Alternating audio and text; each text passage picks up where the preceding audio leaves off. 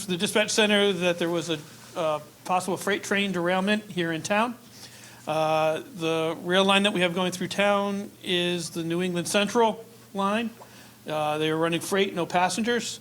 They did have a train that came off the tracks just up the road a little ways in front of 1090 Stafford Road, which is Route 32 here in Mansfield. Crews have been on scene to establish what happened. We're still investigating, but at this point in time, it appears that 14 of the cars came off the tracks. The freight cars that were carrying, some were general goods. There were some cars that were carrying liquefied natural gas, and there were also some cars carrying some grease, food grade grease that came off the tracks.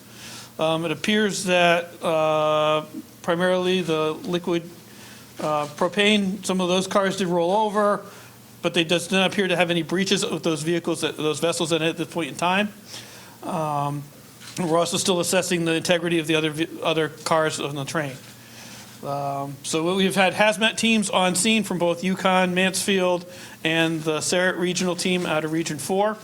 And so they've gone out there, they've got air monitoring in place. They have not detected any flammable liquids or any flammable leaks from any of the train cars. Out of an abundance of precaution, we have implemented protect in place recommendation for the residents in those areas, but basically between 275 and Route 44, those houses and those in the area, to just kind of remain in place, windows closed at this point in time. And while we do have the road closed and we're continuing to assess the situation, we've got teams continuing right now to get in there, do some air monitoring, and they're trying to get some better pictures right now of exactly of each individual tank car to see, make sure there's not any breaches or any leaks at this point in time. Next over, I'm just going to hand over to Adam Libros, who is the town's fire marshal and emergency management director. And Adam Libros, Libros, Mansfield emergency management director, here to assist with the coordination of resources, locally and state resources. We have both on scene. Fortunately, with the lack of a leak, we didn't have to do any evacuations. We are monitoring the situation. If we do have to do any evacuations, we will send out notices through the emergency notification system. Yeah, I'll turn over to Ryan Aylesworth, the town manager. Ryan Aylesworth, town manager. Last name is Aylesworth.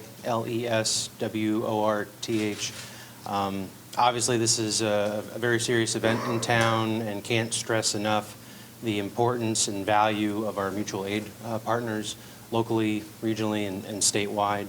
We're monitoring the situation very closely.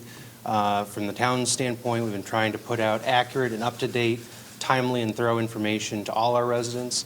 Obviously, those in the immediate area that are within the half-mile shelter-in-place radius, and we'll be updating that information as needed. I understand that earlier in the day there was some information that was shared that the time was inaccurate. There is not an evacuation order in place, and so we are trying to make sure that the public knows that there is no evacuation order right now.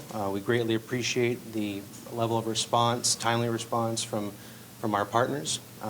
We are blessed with natural resources in this community that we want to safeguard, and certainly hazardous waste, potential hazardous waste spill is of serious concern. Fortunately, right now it appears that the situation is under control, and the public health and safety is being maintained. So we will continue to push out thorough, updated information to our public and make sure that everybody understands what's going on and keep the public safe.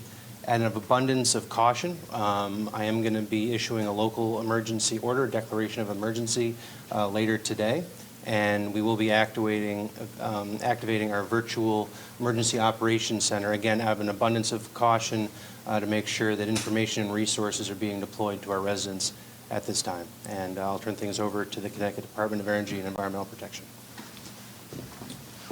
Good afternoon, Rich Scalora, Department of Energy, Environmental Protection, Emergency Response Unit. As everybody prior to me has said, we're here out of an abundance of caution, first and foremost for the environment around the derailment. There is a surface water body there, both the Willimantic River and Eagle Lake. So our concern is if there were to be an incidental release We want to be ahead of that to make sure that we can keep it out of that water body. As the chief said, we're working with the regional and the local hazmat teams. My staff are out there right now working on some of the rail cars to assure that we don't have any releases. And we're going to continue in this position until all the rail cars are back on their wheels and safely removed from the area. I guess we'll open up to any questions anybody might have. Sure. Hi, with NBC, thank you for your time. So just for clarity, we've been hearing from the state 14, 13, now we've heard 10. Are we going with 14, and if so, which agency should we be getting that information Yeah, from? so it looks like the cars, not all of them came, some are like partially on the track, some are off on the side. So from a distance, when we look at from a binocular street view, that's where you're going to get like, there are probably 6 or 7 that are clearly over on their sides and off the tracks. There are a couple more that are on the tracks in different stages, and so that's why the 13, 14 number is going to be there. It's really going to be there's the 6 cars that we're really worried about right now, were the liquid natural gas cars that were on their side off the tracks completely. And how many cars were in the train in total? I don't have the total number. It Total was, number. We'll have to get that for you. And then how long are you guys expecting this cleanup or recovery effort to take?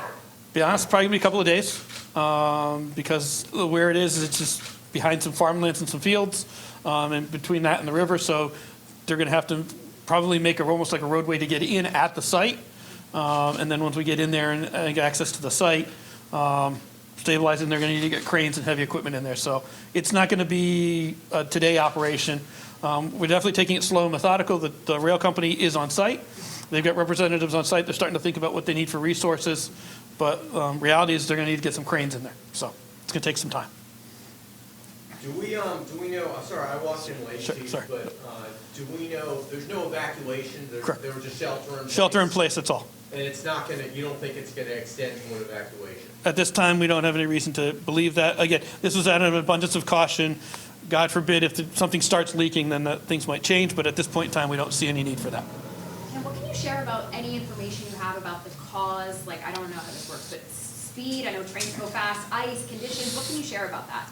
That is too soon to tell for that, and that's really, DOT does have their rail division on site, so they're going to be helping with some of that investigation as well as working with the rail company on figuring out what might have happened and what might have caused this. Do you know where the origin and destination, where the train was going? I don't know offhand. I know the train was southbound, so I don't know exactly where they were coming, where they were heading for. How about the operator of the train, or anyone on board? Yeah. So they did have a conductor and an engineer on the train. They had noticed it immediately. They also were part of the ones that called 911. They've been able to stabilize the other vehicles or other cars that were not involved with this.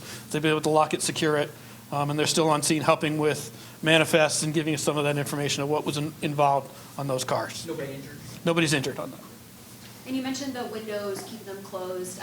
Just to explain to people, what's sort of the purpose of that? I know it's out of an abundance of caution. Like, what is sort of the caution there? So what we're worried about is the liquid natural gas that's on these cars is non-odorized. So normally you think you get a gas leak, you'd smell it.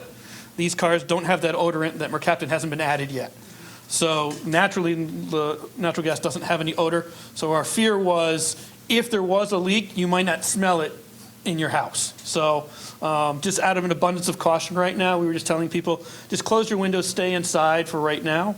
Right now, we haven't found any leaks. All our meters are reading 0, but that was just kind of as an abundance of caution. We're telling everybody that. We're hoping that maybe over the course of the next couple of days, we can, or several hours, we can amend that.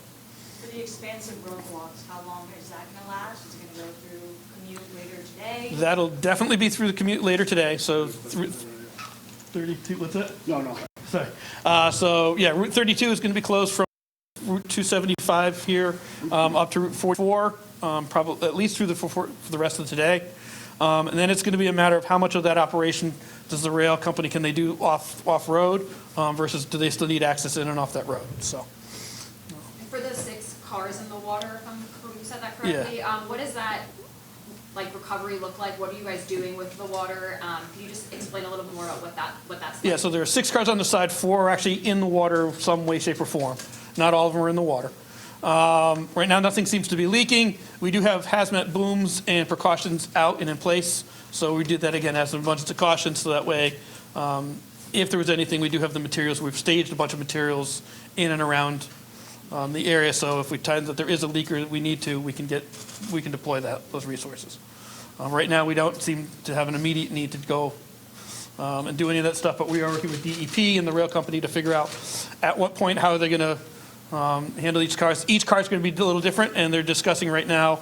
They're still doing an evaluation. Do they take the product off, or do they move the car intact? So, and that's really going to be consultation with the train company.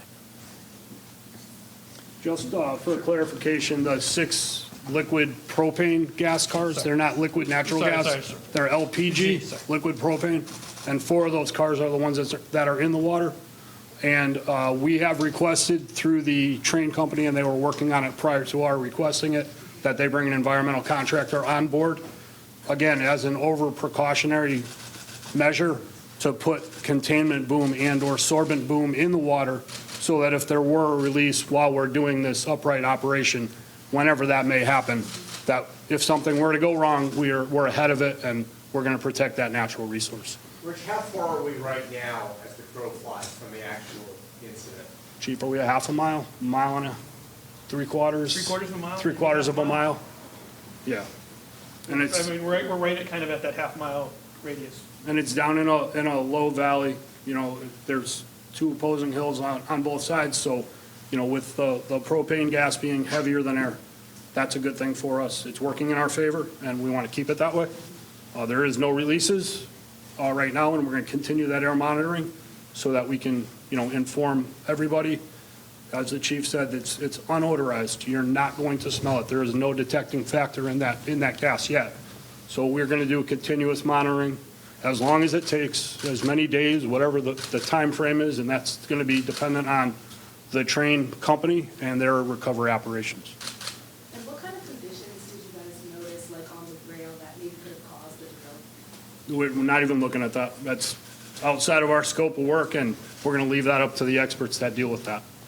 Being a mile and a half away, what can you tell us in terms of what it looks like down there, what your crews are doing personnel, and if there's any slippage? We've seen, you know, cars with sand, and we've seen multiple emergency units with their lights on, like, it's urgent getting down there. Is there any? So it is a large field, a farmer's field.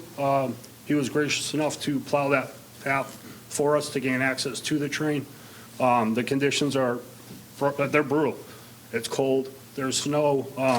We're working around metal that's not in the form and shape that it's normally going down the train tracks on. So it's brutal conditions, and we also have that river with the cold temperatures and the crews working close to that river. You know, one slip and you end up in the water, and that's a bad situation. So they're unfavorable conditions that the crews are working through, and we're lucky that we have sufficient staff right now to continue this operation for the unforeseen future. Is there a no-fly zone today? Yes. There is yes, we have our drones Temporary operating. restriction, So that we can get our reconnaissance of the situation, because we cannot walk all the way around this incident. And I'm sorry to be repetitive here, but let's just clarify. So 14 derailed, 6 had that propane, Or 4 of that, say it again. Yes, sorry, yep, Okay, 6 had the propane, 4 of the 6 in the water. correct. Yeah, there's 14 cars on that train that we're concerned with. Okay. I just wanted to also mention that we've been receiving support from members of our state legislative delegation.